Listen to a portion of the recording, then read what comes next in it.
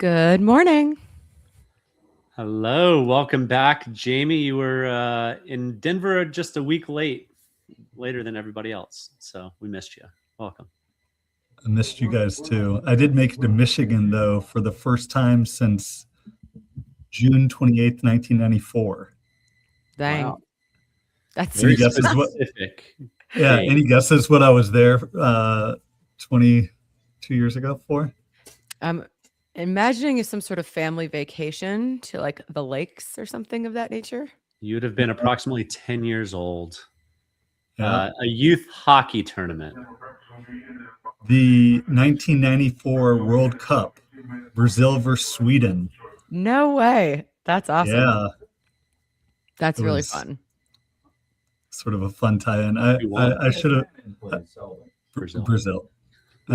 And Brazil ended up winning the whole thing. The game was actually a tie, but to get to see Brazil got first, Sweden got third in the overall, and to get them see them play in group stage, pretty incredible. Cool. And it's your turn to be in a lounge this week. Yeah, I'm on my way out to the Verma Executive Summit, so I'll be in LA today through Wednesday. Very nice. I am so thrilled. I am home. I'm home. I mean, I'm also going to be leaving this weekend. I'm making a commitment right now. I'm not making plans in June. I need you to hold me accountable to that, but I need to stay home. We'll see how that goes. Well, every other week, Brandy, don't get rid of your entire identity. I know. But and the work stuff I can't really control. That's just kind of a given. But of course, I was in Hilton Head last week for work. Shout out to Kate and her team at Vacation Homes of Hilton Head. We stayed in this incredible house. It was like literally right on the beach, and a lot of those homes are like you have to walk on a boardwalk to get to the beach, and this was like right there. It was beautiful. I'd never been down there before, so I don't hate that. That's where I have to go when I'm traveling for work. It's our old stomping grounds, Jamie. Everybody from Atlanta goes to Hilton Head, Fripp Island, Tybee Island, the Low Country, as they call it. Yeah, I used to go there to camp. We couldn't afford renting vacation homes, but yes. Yeah, this place is like, these were really nice. And this is not where I went on vacation growing up either. But did you guys do anything special for your wives for Mother's Day? I certainly hope so.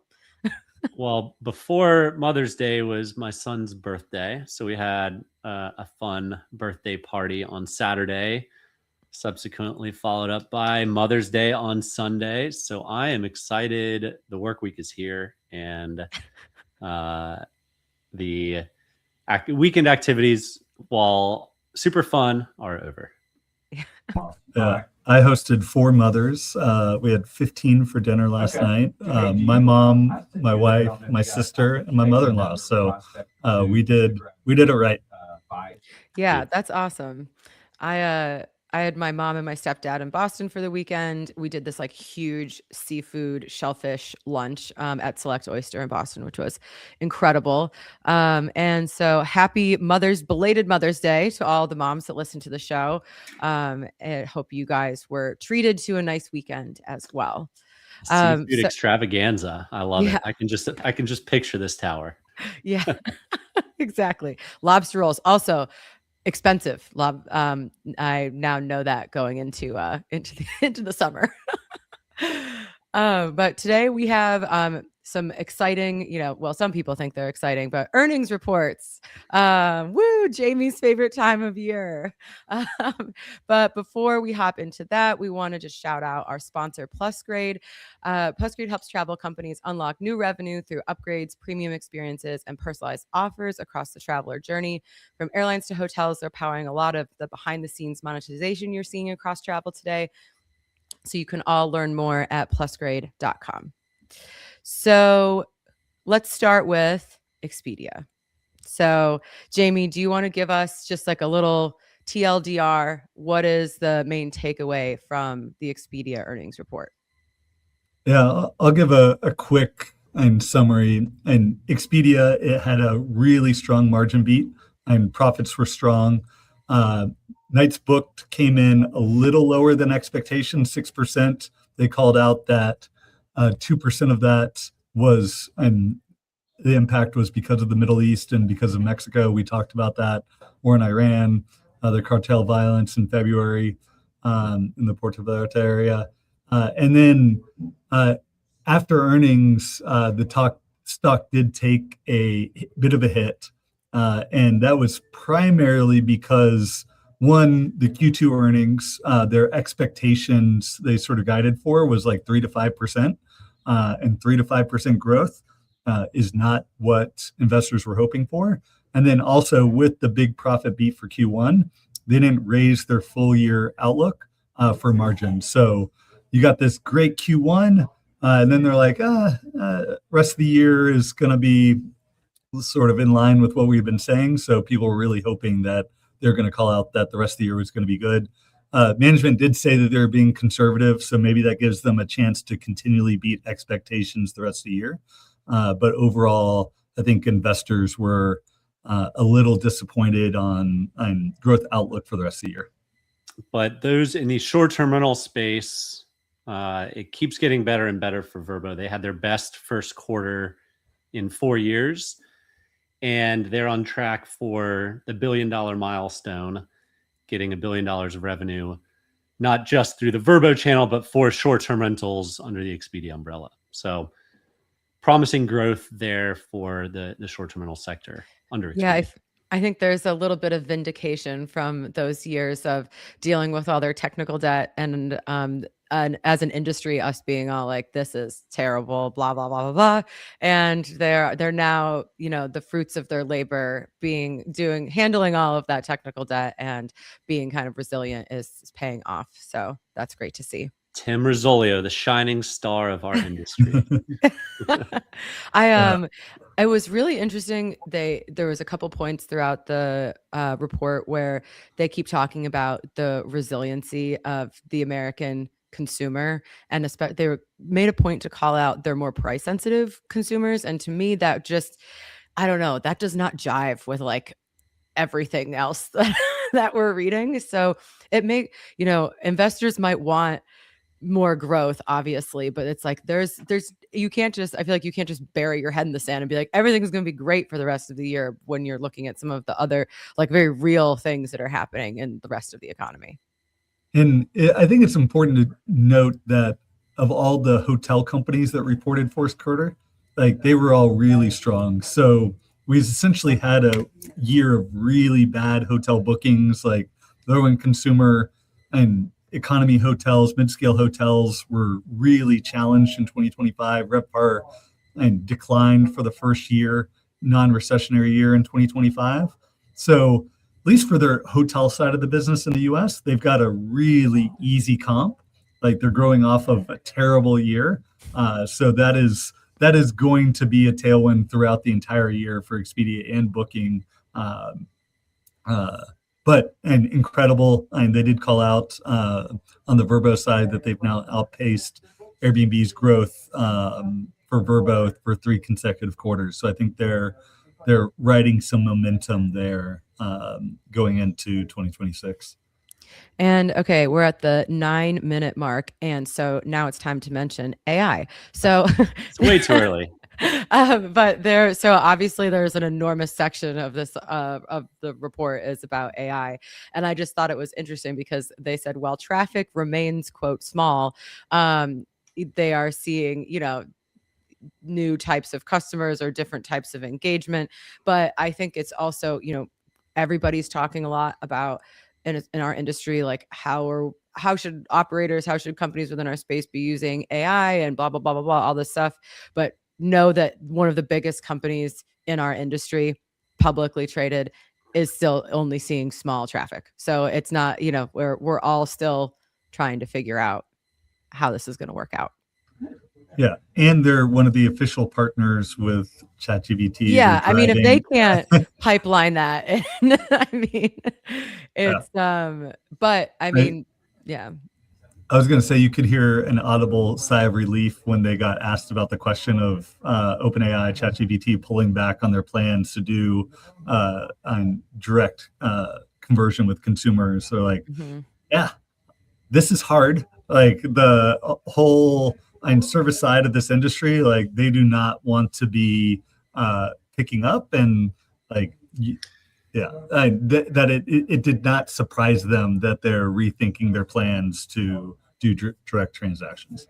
But enabling ads is a total it's another place to spend money. So they're still going to make money off of travel, and 2 out of the top 5 spenders on Google over the past decade have been Expedia and Booking.com. So they will spend, and this could be recollected incorrectly, but I believe Airbnb was one of the top spenders on GPT right out of the gate. So they're testing it, they're pushing it hard.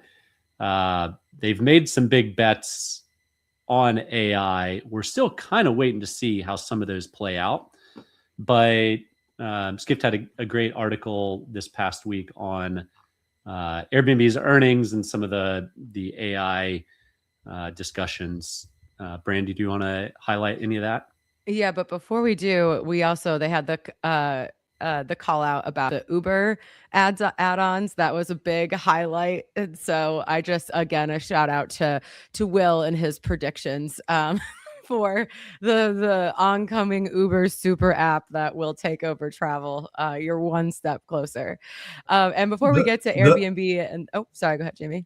Yeah, can I just make one comment? Because my buddy Naveed Khan at B. Riley Securities asked the question on the earnings call to Ariana, like, how does this work? Like, he's like, I get that, and with the airlines, like people sort of connect, like booking their travel and booking their hotels, booking their short-term rentals when they book flights. But you've got a consumer landing in a market, calling their Uber, like, where is the connection here between booking a hotel and booking an Uber? And rightly so, they call it out like, that's a question for Dara, not for them. They're like, we're just powering it, and it's their business model that they're actually going to convert it. Yeah, we don't have to deal with the Ubers. Like that is give them the B2B inventory. Yeah, exactly. Well, before we get into Airbnb, I'm going to give another shout out to our sponsor, Bilt. They're helping restaurants and hotel F&B teams better understand their guests and create more personalized experiences that drive repeat visits. If this is something you care about, loyalty, guest experience, all of that good stuff, they're definitely worth checking out. You can head to joinbilt.com/GMH and find that link in the show notes. So the other big boy in the industry, Airbnb. All right, Jamie, give us the rundown. Yeah, so after hours, Airbnb actually like slightly dipped in terms of their stock, but then I'm really powered forward the next couple of days in terms of their stock. So they reported nights booked of 9%, would have been 10% if it wasn't for the Middle East. Revenue up 18%, gross booking value up 19%. Those are really healthy values. Like they haven't seen that sort of growth in revenue in a long time. And I think importantly, what I think investors really picked up on is that they did even though they slightly missed profit guidance for the quarter, they actually raised for full year, and they increased their revenue outlook for the full year. So as we think about and what's going to happen in the future, and Airbnb saying like things are firing all cylinders, and they're willing to raise guidance, and really called out some core things in their product that are driving growth. So we've talked extensively about Reserve Now, Pay Later. They've rolled that out globally, and they're seeing incremental growth from that. Host fee simplification. We've talked a lot about that one, right? And that now they're going to be, and there's testing rolling that out to not just PMS connected hosts to more in certain countries. AI search growing. They're going to talk about that at the product release next week. And then hotels and growing more than twice their core business. And I think that's going to be really big for them going forward. And I think investors, and I've talked with a lot of them, they are really excited about the potential of the hotel business, even though it's in low single digits now, to be able to compete with Expedia and Booking for that, and gives them a lot of opportunity. How long until they start signing up the major flags? I think it's still a year or two. Okay. And they ride the commitment of independent hotels for another year or two until you got to increase that PAM. Growth starts dipping, and then boom, we signed Marriott. Yeah, and it is a harder way to go about growth, right? And the independents are the harder ones to get. You got to go to each of them one at a time, and you can't just go to a few REITs and get all their hotels that are going to be distributing, because all the REITs have branded properties. So Marriott's it is not putting it on there at full rack rate either. So you're going to have to cut margins a little bit. Yeah, it's so funny. Sorry, when that happens, when Marriott signs up, I'm just going to go back and set my undergrad thesis on fire. For those of you who haven't heard, I did it on the changes of consumer behavior towards the sharing economy and used Airbnb as an example of how, this was going to change the sharing. I mean, it changed a lot, but signing Marriott hotels will just be the final nail in the coffin, disproving pretty much everything I wrote about. So. Okay, the world's changed a lot, Brandy, in the 2 years since you graduated. Oh, yes, exactly. Only 2 years ago. But then the other thing I'll call out is, and it does feel like they've sort of quietly rolled out the best loyalty program in the industry, even though they don't call it a loyalty program for hotels, and how they had the 10% cash back for Hotel Tonight bookings. Now, if you go and book a hotel on Airbnb, you're getting that same 10% cash back to be able to then use on a short-term rental booking. And they've called out that 55% of the hotel bookers are returning to then book a home. So, and Expedia and Booking have had great success of taking a hotel booker and then converting them to a short-term rental booker. That's driven a lot of their Booking and Expedia's incremental growth. And Michael, you called it out, $1 billion in bookings for Vrbo properties through Expedia. That is a major vector to growth. So, and I think a huge question is can they do the same, but having to go create the hotel inventory first to then get the incremental growth on their short-term rentals. Yeah, and the incremental growth of net new guests to short-term rentals over the past few years is largely plateaued and flatlined. So hopefully this is a vector of growth for the whole industry. And the repeat booking after a guest has stayed in a short-term rental is very strong. So I like this approach. I like it, the direction it can be for the industry. I don't know how long this promotion is going to go on. They're clearly not making. I was just about to say money. that. How long do you think 10% is going to stay there? Not a whole lot longer. But in terms of booking corporate travel for the next few trips and then converting that to a family vacation, 10 out of 10. Great approach. Yeah, the another interesting component that we had chatted about offline, but is their AI agents, because obviously they had to talk about all of their AI efforts and how their coders are doing, or their engineers are able to do twice as much work as everybody else because of all of their blah, blah, blah AI efforts. Which I love that they say compared to the industry standard of how do you know how fast your competitors are coding? But I don't know. Somebody else can answer that for me. But Airbnb's AI agents are resolving 40% or handling 40% of all of those communications. Interestingly, Expedia's is 30%. So it's catching up. I was wondering if maybe some of the complexities of flights might be reducing their ability to handle some of that. And while that's really interesting, and I know there's a ton of people in our space that are playing with AI agents, Conduit is a great example of that.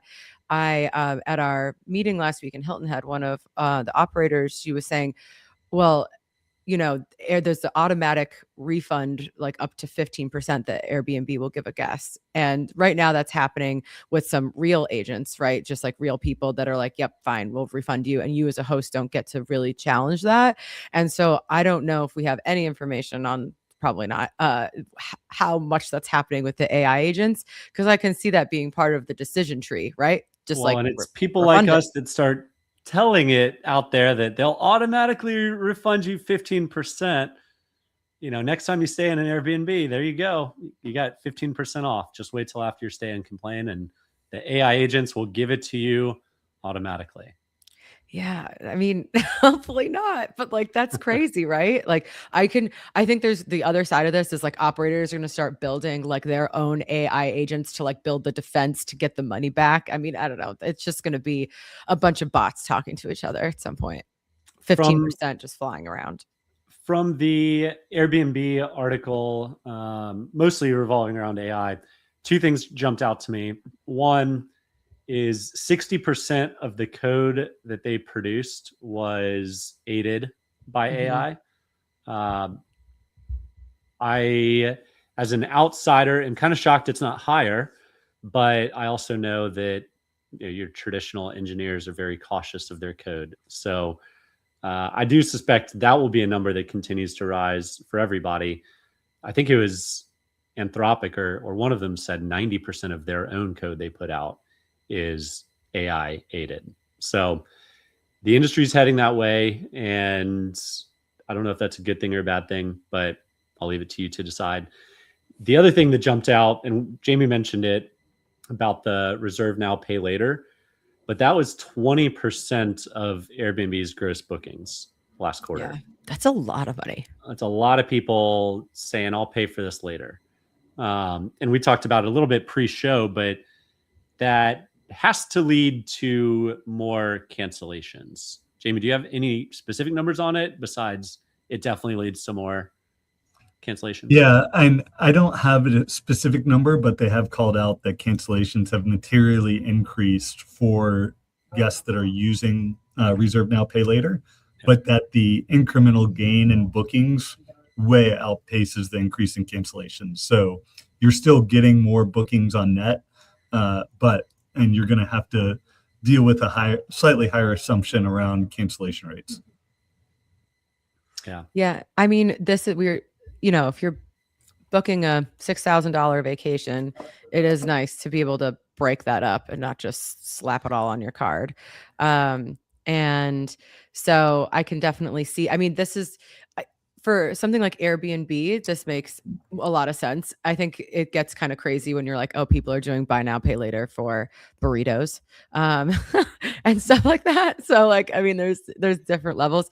Booking a vacation, this makes a lot of sense. Getting guests that are more likely to be like, oh, if I can stretch this out, like, and keeping those guests within the pipeline. It'll be interesting to see having a full year of their data on the cancellations, and kind of doesn't really, I guess, impact hosts. I mean, you do have your calendar like blocked up, unfortunately, but it's not affecting your cash flow necessarily if you can rebook it, because you wouldn't get that anyways. One of the other partnerships I didn't understand, I like totally missed this the first time it went around, but their Delta partnership, I feel like did I miss that how long have they had a Delta partnership for? I know they've added to it. It's been in the app a while. Yeah. Okay. I was like, is this, I don't know, too many things happening. But well, on Airbnb and another one of Will's predictions, I got invited to join by Airbnb directly to join my local host group on their platform. Oh my God. I have not done it because I have not hosted in about 7 years. So still blown away that I'm on their list of hosts. I don't even own the house one time. Anymore. I hosted 4 or 5 times. But it's been 7 years and I don't even own the home anymore. But it's cool that I still get some email comms from them and get plugged into updates like trying to launch their local host community. One more comment though on Airbnb before close out on that one is, because it's earnings time, I think Brian's been going on a bunch of different podcasts. So he was on the TBPN one, I think 2 days ago. He was on Invest Like the Best last week. And it is a good listen to get a sense of where his mind is around AI. And one of the things he called out is that at Airbnb, more than likely people managers are gone. Like if you're just managing people in the age of AI, like your job's over.